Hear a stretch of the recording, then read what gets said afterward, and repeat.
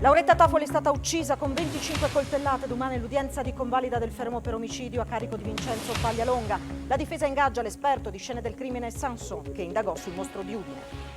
L'Arci di via Valaupa Udine è finita nel mirino di ignoti che la scorsa notte hanno appiccato un incendio nella sede, forse utilizzando alcune bottiglie incendiarie. Il presidente di Casaupa: a rischio le nostre rassegne musicali.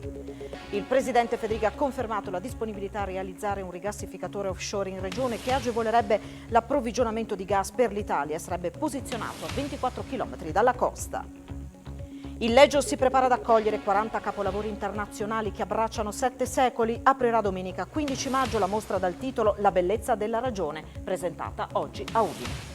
52 punti e miglior rendimento a livello nazionale per la Web Gesteco Cividale, che ha chiuso la stagione regolare con una tripla di rota sulla Sirena. Sabato e lunedì gare 1 e 2 contro Livorno.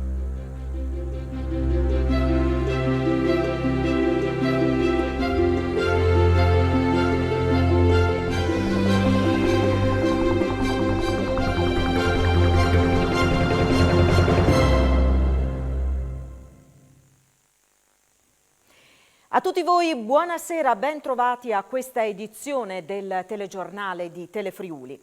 Lauretta Toffoli è stata uccisa nel suo appartamento a Udine con 25 coltellate. È stata colpita in diverse parti del corpo. Domani in carcere la convalida del fermo di Vincenzo Paglialonga, indiziato per l'omicidio. Intanto la difesa ha nominato un super esperto di scene del crimine. Sono 25 le coltellate inferte a Lauretta Toffoli, la 74enne uccisa sabato notte nel suo appartamento in via della Valle a Udine. Le ferite, sia da taglio sia da punta, spiega il procuratore di Udine Massimo Lia, sono state riscontrate in diverse parti del corpo. Il medico legale ha già eseguito l'esame esterno, l'autopsia sarà compiuta a breve, conclude. Domani intanto ci sarà l'udienza di convalida del fermo di Vincenzo Paglialonga, il quarantenne residente nella stessa palazzina Ater della vittima. L'uomo, indiziato per l'omicidio, è stato portato in questura sabato mattina, dopo che nella notte era evaso dai domiciliari togliendosi il braccialetto elettronico. Come spiegato dal suo difensore, l'avvocato Pier Giorgio Bertoli, gli inquirenti hanno perquisito l'abitazione del quarantenne, sequestrando un coltello da cucina, 2 televisori che sarebbero appartenuti alla vittima e alcuni indumenti dell'uomo. Questi ultimi serviranno per un confronto con le immagini delle telecamere di un vicino, che avrebbero ripreso Pagliuca sul pianerottolo di casa con vestiti diversi da quelli indossati al momento del fermo. Il legale, per confutare le accuse della procura, ha nominato un esperto della scena del crimine. Si tratta dell'ex carabiniere Eddie Sanson, che in gioventù ha partecipato in prima linea alle indagini riguardanti l'irrisolto caso del mostro di Udine. La difesa, in vista dell'esame autoptico, ha nominato come perito di parte il medico legale Nicola Livolsi.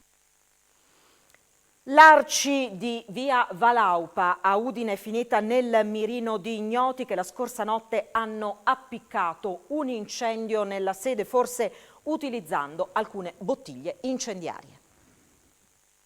È stato un incendio quasi sicuramente doloso quello che la scorsa notte ha colpito la sede Arci di via Valdaupa a Udine e forse per appiccarlo sono state utilizzate alcune bottiglie incendiarie, anche se i carabinieri non hanno ancora elementi certi per stabilirne le cause. Il focolaio, che per fortuna si è autoestinto, si è sviluppato nel seminterrato dell'edificio. A scoprirlo sono stati i volontari di Casaupa che alle 10 di oggi sono entrati per fare alcuni lavori. L'ultima persona ha lasciato la sede ieri sera attorno a mezzanotte. Questa mattina i nostri volontari hanno trovato dei segni abbastanza inequivocabili di un incendio doloso avvenuto nella sede dell'Arci Udine Pordenone, quindi nel piano inferiore rispetto al nostro. Hanno trovato appunto classico odore di fumo, fuliggine ovunque e poi hanno trovato una finestra rotta a cui sembra, ma qui solo le forze dell'ordine potranno dirlo veramente, che sia stato immesso qualche tipo di materiale, insomma, accelerante. Oltre ad aver devastato la sede, bloccato l'attività di diverse associazioni, l'incendio potrebbe aver messo a rischio anche le rassegne musicali di Casaupa. Adesso dobbiamo controllare praticamente tutto quello che abbiamo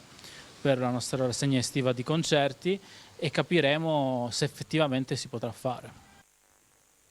Ci sono anche 2 uomini residenti a Pordenone tra i 59 arrestati in tutta Italia nell'ambito di una vasta operazione dei carabinieri. Le associazioni criminali, 3, erano dedite alle truffe, con la clonazione di assegni e vaglia postali, sequestrati beni per quasi 3 milioni di euro.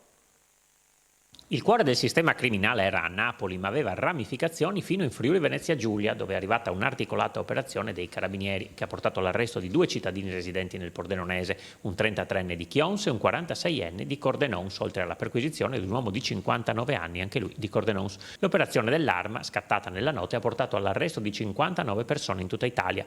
I militari del comando provinciale di Genova, coordinati dalla procura di Napoli, hanno sgominato così 3 diverse associazioni a delinquere, tutte con base nel capoluogo campano, ritenute responsabili di numerose truffe. Alcune di queste riguardavano la compravendita di auto con tanto di assegni inviati via foto attraverso WhatsApp e poi duplicati e incassati dai malviventi. Altri raggiri con l'aiuto di personale delle poste riguardavano la clonazione di buoni fruttiferi o vaglie intestati a persone molto anziane, ignare di tutto, che venivano così derubate. L'attività investigativa dei carabinieri, arrivata fino in Friuli Venezia Giulia, ha permesso di constatare agli indagati ben 70 episodi di truffa per un illecito profitto di circa 1,5 milioni di euro. Agli indagati sono stati sequestrati beni mobili e immobili per un valore attorno ai 2.700.000 euro. Una lite per 2 asini è costata a una donna di 64 anni di Montenars 7 mesi di carcere. La condanna inflitta dal giudice Mauro Qualizza del Tribunale di Udine per le minacce rivolte ai vicini di casa. Il fatto risale a luglio 2018, quando l'imputata è entrata nel cortile dove la vicina di 42 anni stava badando alle 2 bestie. Si sarebbe lamentata dell'odore lasciato dal loro sterco, brandendo un badile, continuando anche dopo l'arrivo del padre della vicina, allora 72enne. Non contenta, quella stessa notte ha aspettato il ritorno a casa dell'anziano e quando l'uomo è sceso dall'autovettura lo ha minacciato brandendo un bastone. A incastrarla sono state le telecamere installate dai vicini che hanno ripreso la scena notturna. E sempre per minacce il giudice Paolo Lauteri ha condannato un 45enne di Udine. In diverse occasioni la donna ha minacciato un'amica dello zio che per diversi anni aveva vissuto assieme all'uomo, occupandosene quando le sue condizioni di salute erano diventate precarie. Alla base del gesto una questione di denaro. Il tribunale l'ha condannata a 2 mesi di reclusione e un risarcimento di 6.000 euro, cui ha condizionato la concessione della sospensione condizionale. Con la fiamma ossidrica hanno provato nella notte a scardinare uno sportello bancomat a Corno di Rosazzo. Il tentativo, poi fallito, è avvenuto ai danni della filiale Crédit Agricole Friuladria di via Papa Giovanni XXIII. L'assalto è avvenuto alle 3 della scorsa notte. A lanciare l'allarme sono stati gli uomini in servizio nella centrale operativa Cari Parma, che nei monitor collegati alle telecamere di videosorveglianza hanno notato 1 o più uomini intenti a manomettere il bancomat usando una fiamma ossidrica. Sul posto si sono dirette le forze dell'ordine, precedute da 2 pattuglie del Corpo Vigili Notturni. Proprio l'arrivo della sicurezza privata ha spinto i malviventi a fuggire a mani vuote. Sul tentato colpo, il secondo ai danni dello stesso istituto di credito, indagano i carabinieri del comando di Palmanova. È fortunatamente finita bene la ricerca di 2 donne triestine che ieri sera non avevano fatto rientro a casa da un'escursione in montagna. Erano stati familiari a far scattare i soccorsi nella notte con l'invio di 6 uomini del soccorso alpino di Forniavoltri e della Guardia di Finanza. Le 2 settantenni avevano raggiunto le Malghe sopra Paularo con l'intenzione di organizzare una gita di gruppo. Poi però si sono attardate e, colte dal buio e dalla neve, hanno trovato riparo in un rifugio austriaco, lo Zollner See Hutte, dove sono entrate rompendo il vetro di una finestra e forzando l'entrata. Un anziano di 84 anni è stato trovato senza vita in un'abitazione di Aprila Marittima dove viveva con la moglie. È successo nel primo pomeriggio di oggi in via dell'Anguilla. I vicini non vedevano i 2 anziani da giorni, hanno allertato i soccorsi. La signora era a terra in camera vicino al letto, mentre il marito è stato trovato sotto il letto senza vita, probabilmente a causa di un malore. Sul posto sono intervenuti gli operatori sanitari del 118, i vigili del fuoco, le forze dell'ordine. La vittima, nata in provincia di Sassari, era deceduta da qualche giorno. La moglie di 88 anni non era nelle condizioni di chiedere aiuto in seguito ad una caduta che per giorni non le ha consentito di alzarsi da terra. Si chiude ufficialmente in azienda sanitaria Friuli Occidentale l'era della direzione di Joseph Polimeni, destinato alla guida di ARX, percorso inverso per Giuseppe Tonutti, già in passato al comando di ASPO. 2 anni di battaglie sindacali, uno sciopero, svariati tentativi di conciliazione a vuoto con il prefetto e la mediazione fallita del vicepresidente della regione. Si lascia tutto questo alle spalle Joseph Polimeni, che non è più il direttore dell'azienda sanitaria Friuli Occidentale.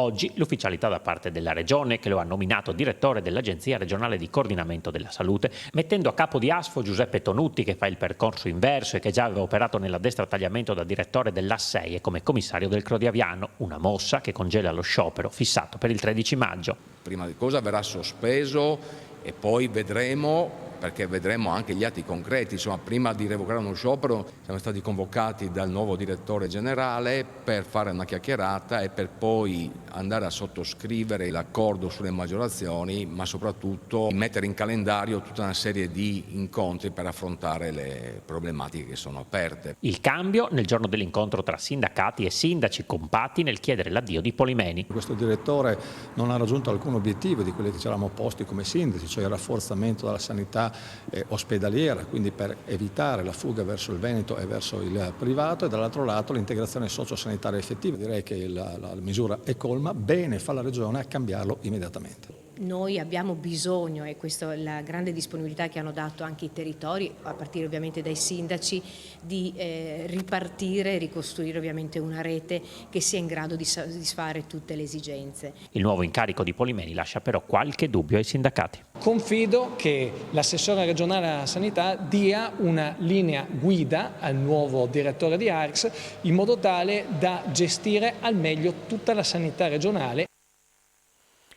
Formazione, solidarietà e territorio sono i punti cardine della fondazione del gruppo Pittini, che ha donato all'azienda sanitaria universitaria Friuli Centrale una strumentazione all'avanguardia destinata alla piattaforma di diagnostica molecolare. Consentirà un più capillare intervento di tracciamento e monitoraggio molecolare di focolai causati da agenti virali. Uno strumento d'alta qualità arricchisce la piattaforma di diagnostica molecolare dell'azienda sanitaria universitaria del Friuli Centrale per il sequenziamento del DNA, consentendo un intervento di tracciamento e monitoraggio di focolai causati da agenti virali. La strumentazione, che tra l'altro riduce i margini d'errore, è utile a individuare nuove forme d'antibiotico resistenza, inceppi batterici di isolamento clinico, è stata donata dalla fondazione del gruppo Pittini. Si tratta di un sequenziatore di acidi nucleici di ultima generazione, quindi dotato delle caratteristiche, delle performance che erano assolutamente impensabili con i sistemi tradizionali e che soprattutto ha una velocità e una versatilità che è assolutamente interessante e straordinaria. L'importanza del sostegno dei privati alle strutture sanitarie è stata sottolineata anche dal direttore generale di ASUFC, Dennis Caporale. E diventa fondamentale nell'apporto, e non solo devo dire di contributi in senso monetario, quindi, ma di progettualità importanti che intendiamo mettere in piedi assieme naturalmente alla collaborazione fondamentale dei privati all'interno di questa azienda. La fondazione del gruppo Pittini all'inizio della pandemia aveva già donato all'azienda sanitaria universitaria Friuli Centrale un'ambulanza con dotazioni all'avanguardia. È una fondazione che è vicino al territorio, alla formazione e alla solidarietà. Questi sono i 3 pilastri della fondazione Gruppo Pittini. I dati della pandemia: oggi in Friuli Venezia Giulia 157 nuovi contagi, 6 vittime, tra le quali un uomo di 54 anni morto a Pordenone. Sono le persone ricoverate in terapia intensiva, sono 8, i pazienti accolti in altri reparti in ospedale sono 159, in calo. Pietro Fontanini è uscito dall'isolamento. Il sindaco di Udine questa mattina è tornato a lavorare nel suo ufficio da Palazzo d'Aronco. Era risultato positivo al Covid. La negativizzazione è stata confermata da un tampone di controllo che ha consentito al primo cittadino di tornare a tutti gli effetti ad essere operativo. Rinnovo l'invito a prestare la massima attenzione, ha detto Fontanini, invitando i cittadini a non abbassare la guardia. Il virus circola ancora, ha detto, serve un ultimo sforzo per uscire da questo tunnel.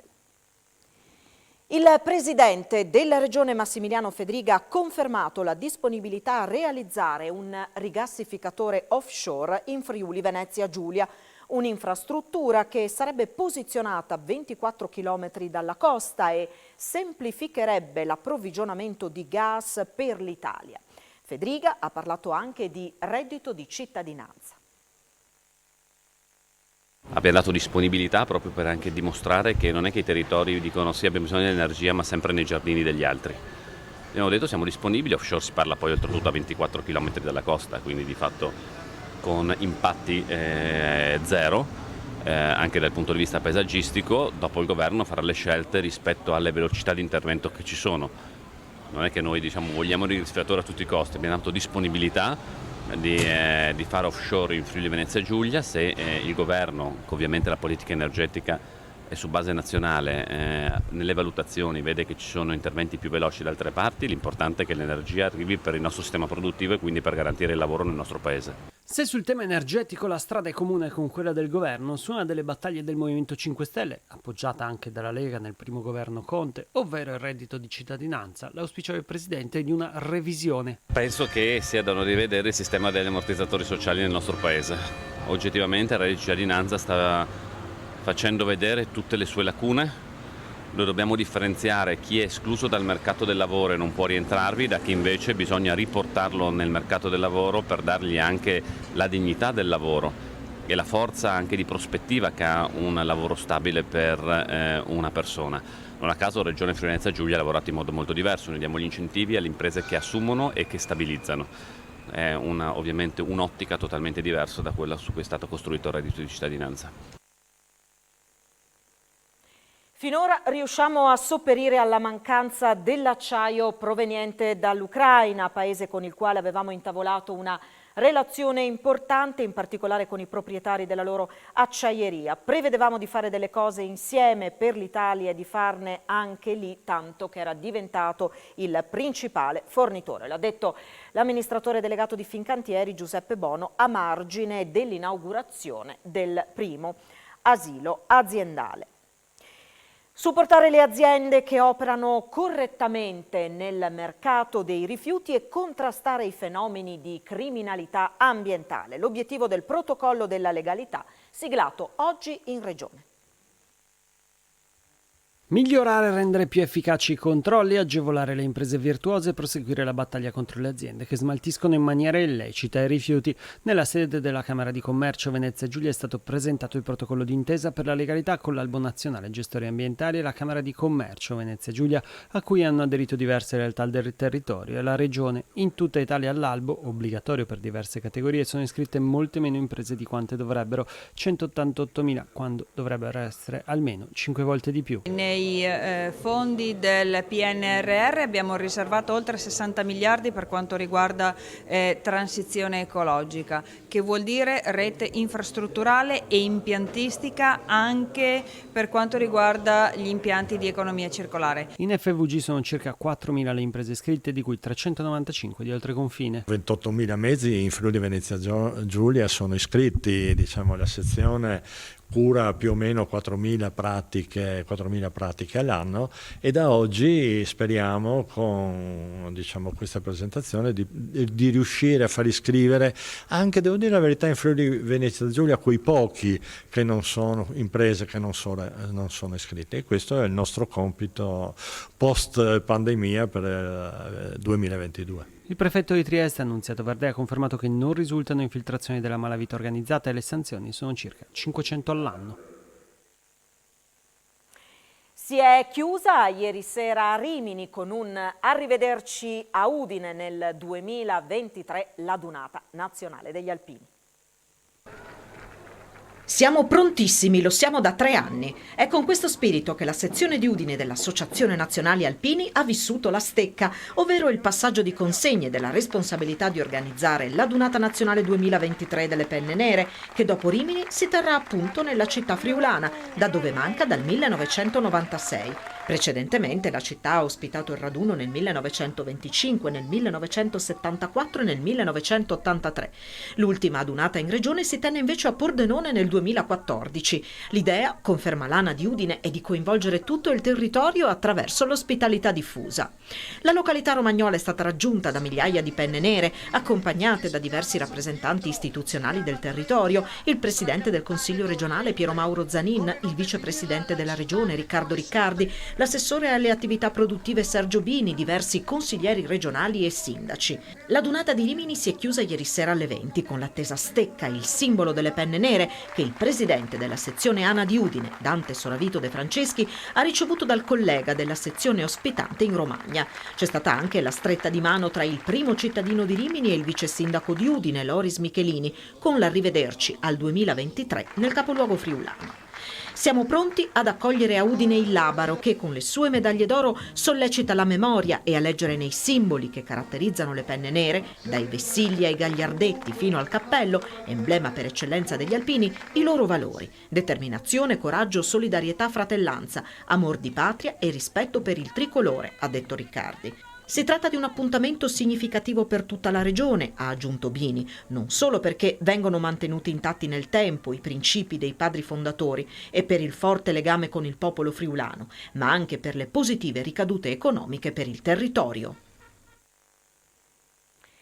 Si chiama Progetto Cure Palliative Pediatriche, è pluriennale ed è finanziato dall'Associazione Luca Onlus, che ha messo a disposizione dell'azienda sanitaria universitaria Friuli Centrale 500.000 euro, grazie al quale i bambini con patologie oncologiche potranno essere assistiti direttamente a domicilio. Per il vicegovernatore Riccardo Riccardi, il Friuli Venezia Giulia ha la fortuna di avere un sistema sussidiario che consente di esportare queste esperienze anche in altre specialità. Il sistema sussidiario è determinante per il miglioramento di quelli che sono tutti i processi, di tutta quella che è la presa in carico. Alla fine una patologia, se viene affrontata soltanto con la cultura ospedaliera, dà una parte di risposta. Poi ci sono le persone che vivono con i malati, ci sono i momenti nei quali una risposta non si trova soltanto in ospedale, c'è l'elemento della multidisciplinarietà. C'è uno sforzo importante verso il quale vedo ancora troppe resistenze. In alcuni casi ci pensa direttamente il cittadino, come la Fondazione Luca, che ha messo a disposizione un contributo di 500.000 euro per il progetto pluriennale Cure Palliative Pediatriche per la presa in carico di pazienti oncologici assistiti a domicilio e che ha illustrato l'iniziativa all'ospedale di Udine, presente lo stesso vicegovernatore. Come associazione siamo sempre adoperati da 20 anni a questa parte a sostenere le famiglie con bambini malati oncologici. Ma per noi è importantissimo perché questo tipo di supporto e di aiuto che ci dà l'associazione, perché come sappiamo purtroppo le risorse in sanità pubblica sono limitate, quindi non sempre noi riusciamo a perseguire dei progetti diciamo in tempi come noi vorremmo che fossero per i nostri bambini. 40 capolavori di provenienza internazionale che abbracciano un arco di tempo di 7 secoli tra 300 e primo Novecento. È la bellezza della ragione, la 18ª esposizione della mostra di Illegio che è stata presentata oggi a Udine. Aprirà i battenti domenica 15 maggio. Mai come in questo momento bellezza e ragione devono essere i fari che ci indicano la via. A dirlo l'assessore regionale alla cultura Tiziana Gibelli alla presentazione della mostra La bellezza della ragione, che si terrà dal 15 maggio al 16 ottobre nella Casa delle Esposizioni di Illeggio. Titolo quanto mai azzeccato, benvengano queste mostre, benvenga il fatto che in questa regione dimostriamo anche che abbiamo la capacità di produrre in proprio grandi mostre. Un viaggio di 40 capolavori da provenienze internazionali che sarà sicuramente un'immersione nella bellezza. Opere dal 200 fino al 900, a firma di alcuni grandi maestri, basta pensare al principe della pittura senese del Medioevo, Giovanni di Paolo, al maestro della pittura fiamminga barocca, Jacob Jordaens, o a un suggestivo romantico e simbolista come Gustave Moreau, per citare 3 esempi, accanto a una trentina di autori tutti da scoprire, non conosciuti, ma di una eleganza e di una intensità straordinaria. Però la mostra è particolarmente affascinante per il messaggio e il tema che dà da pensare. Sarà una sorta di incoraggiamento ad affrontare il presente e il futuro con la migliore nostra risorsa. È stato inaugurato ad Aquileia un nuovo percorso turistico espositivo che collega il porto fluviale con il Museo Paleocristiano. Il percorso ricalca quello di una strada dell'antica città romana che ora potrà essere percorsa dai visitatori e dai turisti. Un vero e proprio tuffo nella storia che in più ha anche un'utilità moderna. Ad Aquileia è stata inaugurata la rinnovata via Salvemini, prima semplice collegamento tra il porto fluviale e il Museo Paleocristiano, ed ora un vero e proprio sito archeologico a cielo aperto. 17 reperti infatti hanno trovato dimora nella nuova via, che ora, molto più chiaramente, potrà essere usata da visitatori e turisti per raggiungere l'uno o l'altro polo museale. Dei 17 reperti, 5 provengono proprio dagli scavi effettuati nell'area, scavi che hanno permesso di trovare nuove strutture, una strada romana e anche un lungo tratto del muro occidentale dei magazzini del porto, in realtà già individuati nel 1970. L'intervento di strutturazione di un percorso di visita, commentato il direttore della Fondazione Aquileia, Cristiano Tiussi, ha rappresentato una sfida avvincente e non priva di incognite. Si tratta di un'ulteriore tappa, invece spiegato il sindaco Emanuele Zorino, per la creazione di un parco archeologico vivo e integrato nel tessuto urbano, grazie al collegamento organico tra i vari siti. Borgo dei Conti della Torre a Morsano al Tagliamento ha fatto da cornice al Wine Day organizzato da Eurobevande. Oltre 60 le aziende vinicole che hanno dato vita ad una giornata di degustazioni e incontri. Degustazioni, incontri, eventi di formazione, questo e molto altro ha animato il Wine Day organizzato da Eurobevande nella bellissima cornice di Borgo dei Conti della Torre a Morsano al Tagliamento. Un appuntamento che ha visto la partecipazione di 800 professionisti del settore ristorazione e dell'ospitalità, con il vino principale protagonista. Questa è la 9ª edizione, dopo 2 anni di stop, causa ovviamente Covid. Siamo molto contenti, molto orgogliosi perché sarà un'edizione veramente tra le più belle, se non la più bella, la più impattante, e soprattutto per il fatto che ci sono quasi 90 aziende che hanno deciso di esporre e proporre i propri prodotti da tutto il Friuli praticamente e anche un po' dal Veneto. C'è moltissima attesa, noi abbiamo Lignano per esempio, i nostri clienti di Lignano e di Grado che sono assolutamente contenti perché c'è quasi il tutto esaurito. Nel corso della giornata sono stati svolti anche alcuni approfondimenti con particolare attenzione al marchio turistico regionale Io sono Friuli Venezia Giulia. Marchio collettivo che è basato proprio sull'agroalimentare, anche se poi si è sviluppato e si sta sviluppando in modo leggermente diverso dal punto di vista grafico, però come claim per tutte le iniziative della regione Friuli Venezia Giulia. Durante l'evento sono stati raccolti anche fondi a favore dell'area giovani del Crodi Aviano. Noi ci fermiamo qui, tra pochissimo il nostro notiziario sportivo, in primo piano la web Gesteco Cividale che ha chiuso la stagione regolare con un fantastico tiro da 3 punti di Rota ed ora accede ai play-off subito dopo le previsioni del tempo a cura del nostro Antonino Renda. Grazie per essere stati con noi, vi auguro un buon proseguimento di serata in compagnia di Telefriuli. Arrivederci.